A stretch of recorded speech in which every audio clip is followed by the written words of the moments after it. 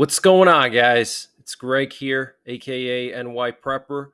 It is Monday, January 8th, 2024, and I have some breaking news to share with you guys.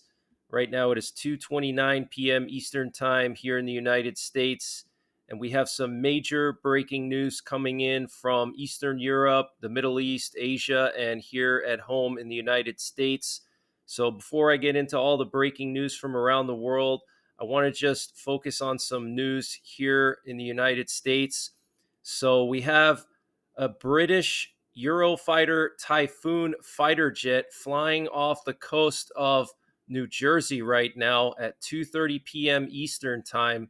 This is extremely unusual, guys, and it looks like it was flying with its transponder off the coast of Long Island, and then it turned it on somewhere near the Hampton beaches, and then it turned southwest, and now it's flying near Atlantic City.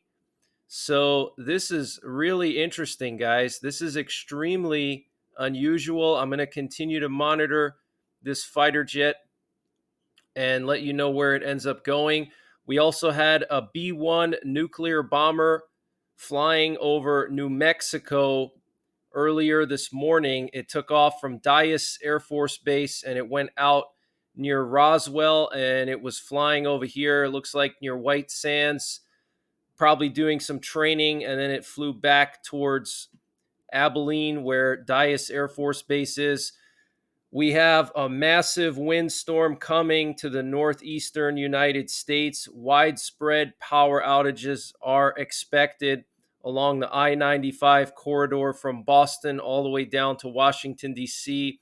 All the big cities are in the crosshairs with winds up to 70 miles per hour in areas closer to the coast, and inland locations could see winds gusting as high as 50 miles an hour. Here in my area of north central Pennsylvania, we're supposed to get up to 50 mile per hour wind gusts tomorrow and Wednesday. Okay. And there's also going to be a massive rainstorm coming to this area. And this is the same area that just got a foot of snow. And now there's going to be a ton of rain on top of that snow, and it's going to be warm tomorrow, and all that snow is probably going to melt, or half of it's going to melt, and that's going to cause localized flooding. Streams and rivers are going to rise, and then all that stuff is going to refreeze later on Wednesday when temperatures plummet. We have an Arctic front coming through in the coming days that could drop temperatures as low as 50 degrees Fahrenheit below average. Okay. We could see temperatures below 0 Fahrenheit in places like New York City. So make sure you guys get all your cold weather gear prepared now, because this Arctic front is coming through in a few days, this coming weekend and into next week. So make sure you have your snow removal equipment set up. Make sure you have tire chains for your vehicles and you know how to use them. Make sure you have a winter survival kit in your vehicle that should include, at minimum, warm clothing, okay, boots, wool socks, warm jacket, hats, gloves. And also, I like to keep a wool blanket and some firewood and fire starters in case I have to start a fire on the side of the road to keep warm. If, let's say, I get stranded somewhere and my vehicle breaks down and I can't use the engine to keep myself warm, I could at least have some wood to start a fire, okay, and keep warm. So these are just some things to think about. Also, think about alternative heat sources for your home. If you use electricity for heating or oil, you should always have some kind of backup heat source. At minimum, you should have a buddy heater, okay, a propane heater, the kinds that people use for ice fishing or camping. At minimum, you should have one of those and some spare propane tanks. Even better is a wood stove. If you can't install a permanent wood stove, at least get a backpacker's wood stove. So this way, in a worst case scenario, if all your heat fails and the power's not coming on for a while, you could set up that backpacking stove in your home and you can run the the flue outside your window, okay, and vent out the smoke that way, okay? But very serious situation in the coming week or two with this Arctic blast. So I want to update you on some of the latest breaking news from around the world. We have the Russian Ministry of Defense saying this morning that they carried out a precision attack with long-range weapons, including hypersonic missiles, on Ukrainian military industrial facilities. Now, late last night, guys, as many as a dozen Russian heavy bombers were airborne, and there were also some MiG-31s. Those are the fighter bombers that Russia has to deploy their hypersonics. So altogether, probably 20 planes in the air last night that had missiles on board, and they launched all their missiles at Ukraine late last night. And so far today, Ukraine hasn't given any details as to what those missiles hit, but it was a massive missile strike late last night on Ukraine. Russia confirming that they did this attack, supposedly striking military facilities, which is BS. They hit civilian targets. There was a shopping mall in Kryvyi Rih that was hit, and Kryvyi Rih got particularly hit hard, and Kryvyi Rih normally doesn't get hit hard in these missile strikes because there's not much there really. But for some reason this time Russia hit Kryvyi Rih quite hard, and they hit a shopping center. So, guys, the situation between Ukraine and Russia is continuing to escalate. Just because the media is not focusing on it as much as Israel or Trump or Epstein doesn't mean it's not happening, okay? So don't listen to the mainstream media, okay? Because they're in the business of making lots of money from ad revenue, and they're not always going to cover the stories that matter for you. It's all about money for them, okay? And Politico is reporting that Republicans and Democrats could reach an agreement on border regulations this week that would unlock aid for Ukraine. Okay, so we could potentially see this Ukraine aid bill as soon as this week. And we do know that the White House said that they ran out of any money that they could use for Ukraine as far as like executive powers.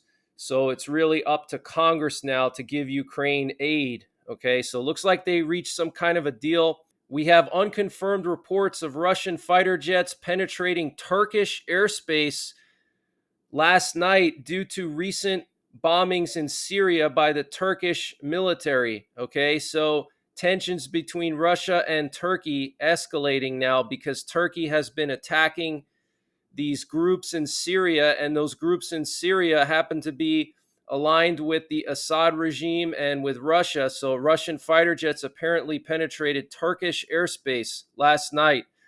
And South Korea has suspended participation in the Maritime Buffer Zone Agreement of 2018 after North Korea launched artillery into South Korean territory and the agreed upon buffer zone 3 days in a row over the weekend. The agreement put into place under the Trump administration states that neither North or South Korea can conduct live fire exercises within a certain distance of their maritime border.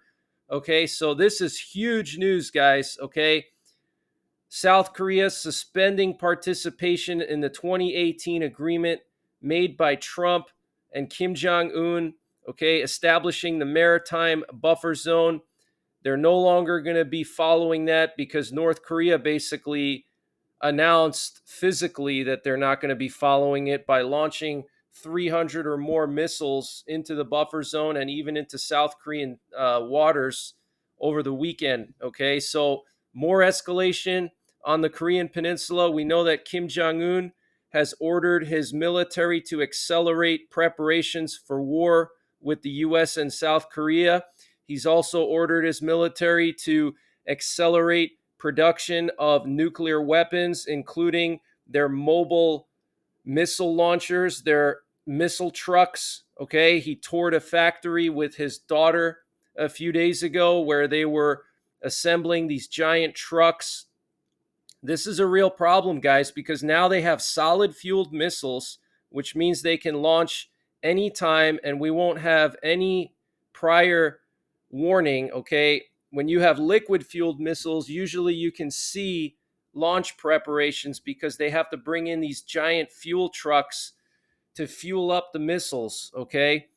So we're not going to have any indication when they launch now because it's solid fuel. They literally just have to push a button and there's no expiration date on that fuel, okay?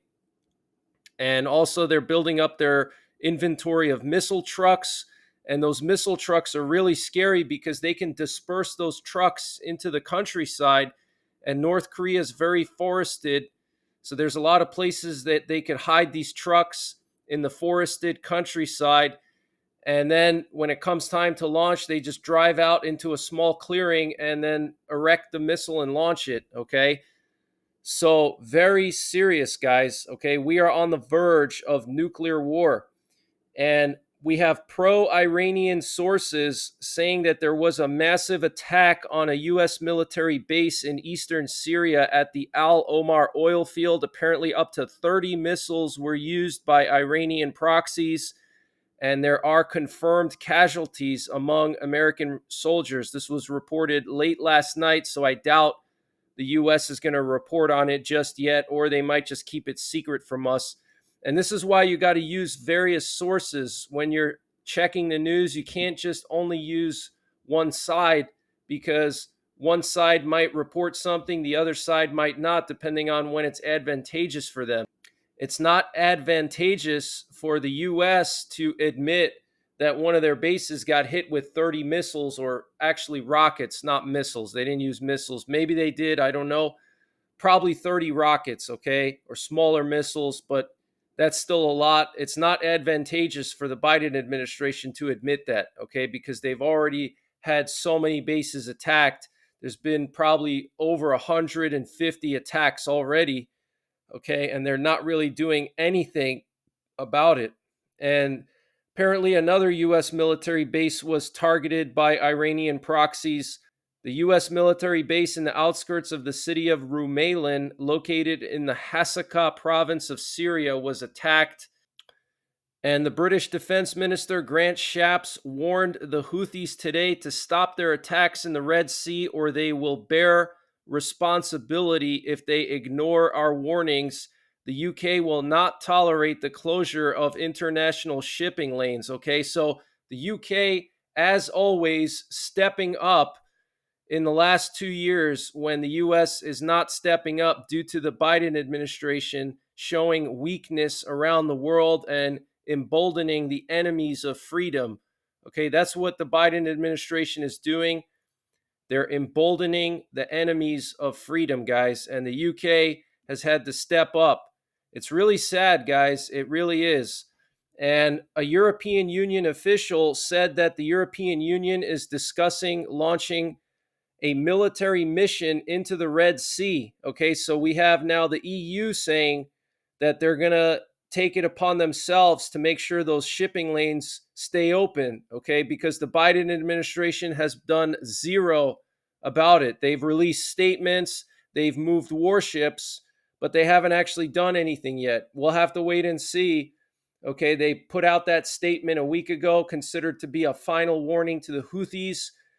Yet yesterday there was another missile that was launched, or drone, towards U.S. warship, the USS Laboon. So I don't know how many chances they're going to give the Houthis. They're going to give them 15 chances, 20 chances, 30 chances before they finally do something. And last night we had another incident in the Red Sea. Apparently, two small craft with green hull approached a merchant vessel to within half a nautical mile, approximately 50 nautical miles southeast of Al Mukha, Yemen. Okay, no weapons have been sighted, and the vessel and the crew are safe. And this update was sponsored by Patriot Supply. Guys, Patriot Supply is doing a 25% off sale on their 4-week emergency food supply. And to get the deal, you have to go to preparewithNYPrepper.com. And again, that's 25% off of their 4-week emergency food supply. That's a $60 discount. And the food supply includes over 2,000 calories per day, up to a 25-year shelf life. It's packed into 2 rugged buckets and weighs 38 pounds total. Free shipping is included.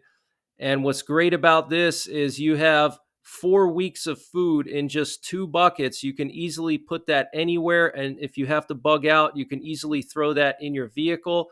Now, My Patriot Supply also has a general store where they sell pretty much any prepping and survival related product you could imagine. To get to their general store, you have to go to the My Patriot Supply logo at the top of the preparewithNYPrepper.com webpage. You click on that logo and it takes you to their general store, and you can see they have pretty much anything you could imagine. They have potassium iodide at a great price. I have a few of these. They also have survival bars, survival seeds, water filters, solar generators, anything you can imagine. So check out preparewithNYPrepper.com to get 25% off of the My Patriot Supply 1-month emergency food supply. The link is in the description below this video. And a top commander of Hezbollah was taken out by Israel today in southern Lebanon. Jawad Tawil, acting commander of Hezbollah's Radwan forces, was killed earlier today in a targeted strike against his vehicle. He was the head of Hezbollah's Special Operations Forces. Okay, so Israel taking out another top commander, guys. They took out the top commander of Hamas, the second in command of Hamas.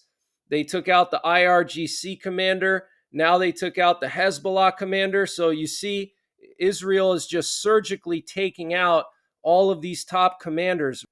So Israel's really showing some military prowess, taking out all these top commanders.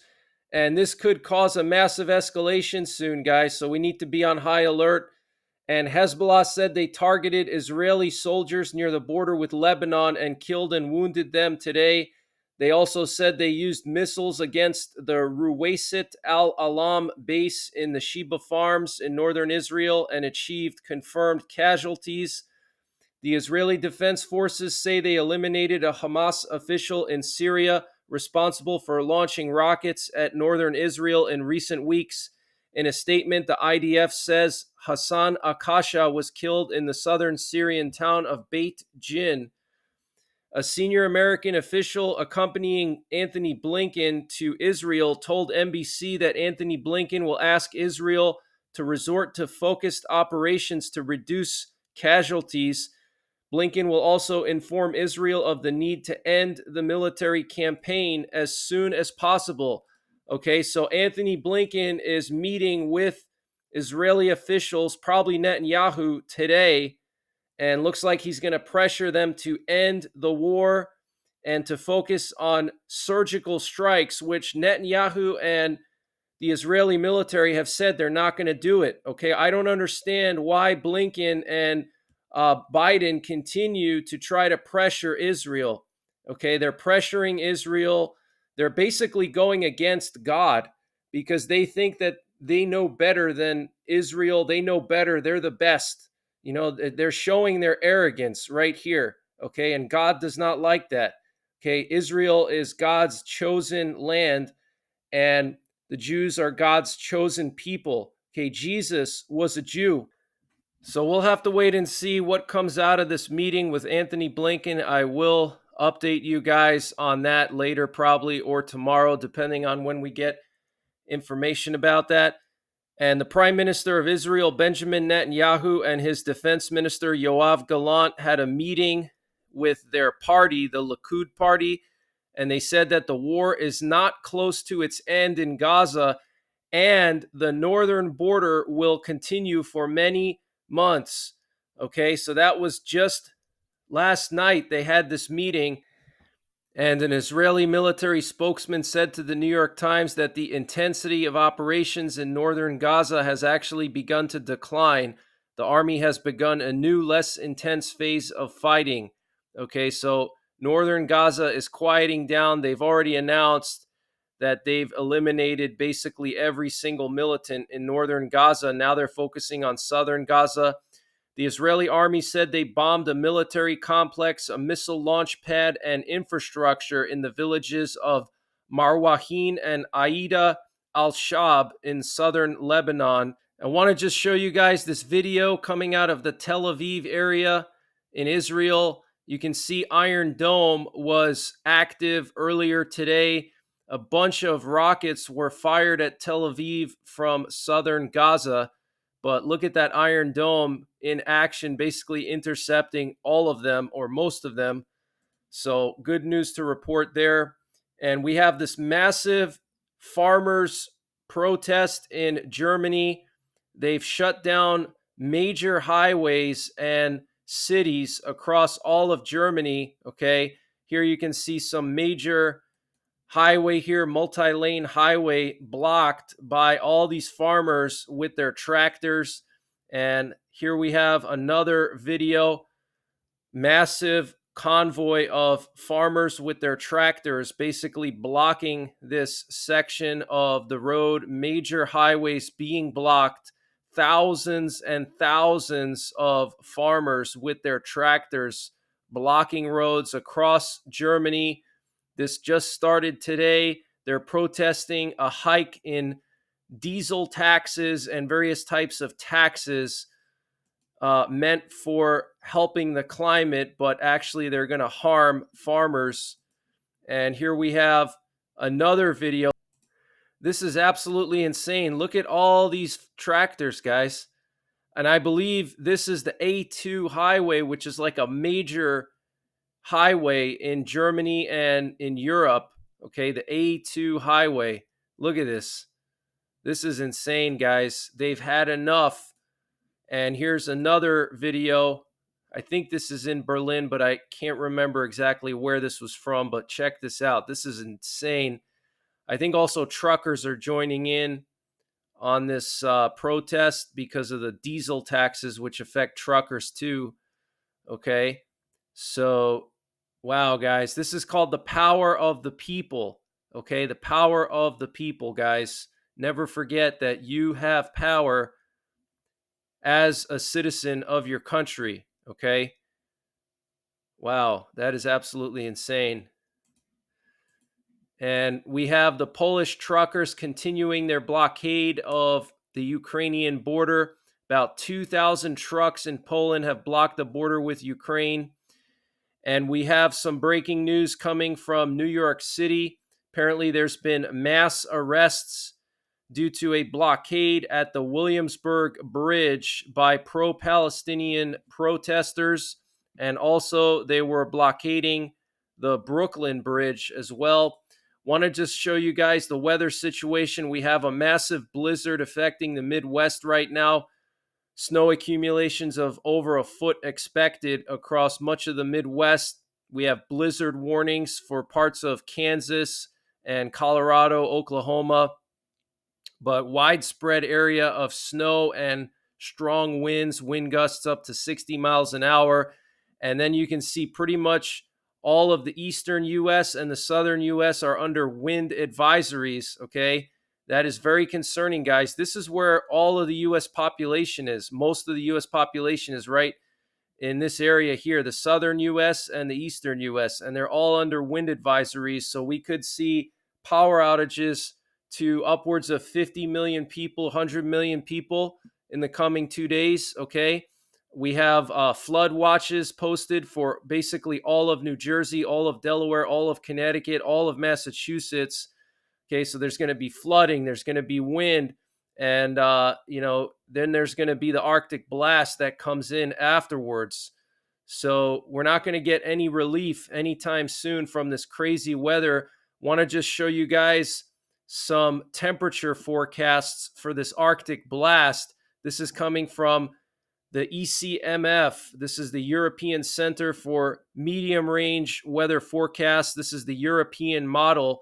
And I want you guys to pay attention to the northwestern part of the U.S. You'll see here this Arctic air coming in, these shades of pink coming in, and you can see the temperatures going down to as low as minus 40 across the Midwest. Okay, look at these minus 20s, minus 30s, minus 40s, minus 50s in Montana. Okay, look at that, guys. You have basically all of Iowa in temperatures as low as minus 40, okay? And that's going to spread eastward. Even here in Pennsylvania, you see minus 11, minus 15, Okay. And even towards New York City, you can see these pink colors here go all the way east towards the Appalachians. Okay. And this is next week. Okay. January the 18th. This is the middle to end of next week. We could see potentially record cold, guys. Okay. So make sure you're prepared. You have time to prepare. You have at least a week. Okay. Get everything you need now. Okay. Get your winter survival gear. Here's another forecast coming from the German model. And you can see, same thing, the German model shows this plunge of cold air, okay, coming down from Canada. See that pink color here spreading southward into the Midwest, widespread area of -40, -30, all the way down to Texas, guys. Okay, people in Texas are not used to cold air like that. And hopefully that doesn't happen, because the last time Texas got a polar vortex, there were like 100 people that ended up freezing to death in their homes. Okay, so hopefully that doesn't happen. But if you're watching from Texas, you need to make sure you're prepared in case you lose power. There's going to be wind. It's going to be cold. Make sure you have heat sources, a sleeping bag. Okay. And we're also going to have this massive rainstorm spreading through the Northeast. You can see all this rain, especially the coastal sections here. Okay, New Jersey, Long Island, Connecticut, Massachusetts, they're going to get a ton of rain. And then on the backside, places like Pennsylvania and upstate New York are going to get snow. I'm supposed to get a couple inches of snow out of this one, actually. So the roads are going to be very icy in the interior Northeast, the Appalachian Mountains, because you're going to have the snow that's already on the ground now, and then you're going to have some rain on top of that, which is going to melt it a little and coat the roads. Then the temperature is going to drop and it's all going to freeze, and then you're going to have snow on top of that. Okay, so it could get very slippery and icy in the next 2 days. And here we have a snow total forecast through the end of next week, January the 18th. And you can see just a widespread area of deep snow across the Midwest and the interior Northeast. You could see places like northern New England, as much as 3 feet of snow on the ground in northern Maine, northern New Hampshire, northern Vermont, the Adirondack Mountains. But what's funny is you could see places like Long Island, New Jersey, and coastal Connecticut basically have no more than like 1 or 2 inches. So get prepared, guys. Things are really getting crazy around the world. I will be back this evening with another update, so make sure you're subscribed. Hit the bell icon below so you get notified when I post these updates. I usually post 2 updates a day, sometimes 3. So if you don't get notified for an entire day, that means something is wrong and you need to go and check my channel and see if I posted. And if I haven't posted for at least a day or 2 days, then you need to go to my website. And if something happens to my channel, which I don't think it will, but you never know these days, I always post my whereabouts on my website. That's NYPrepper.com. If anything happens to my channel or happens to me personally, if you don't see a video from me in 24 hours or 48 hours, I will post something on my website to let everybody know what's going on. But I don't anticipate anything. I'm just letting you guys know. So I will be back later on with another update. And until then, enjoy the rest of your afternoon. Take care. God bless. And don't forget the 3 Ps: prepare, practice, and persevere.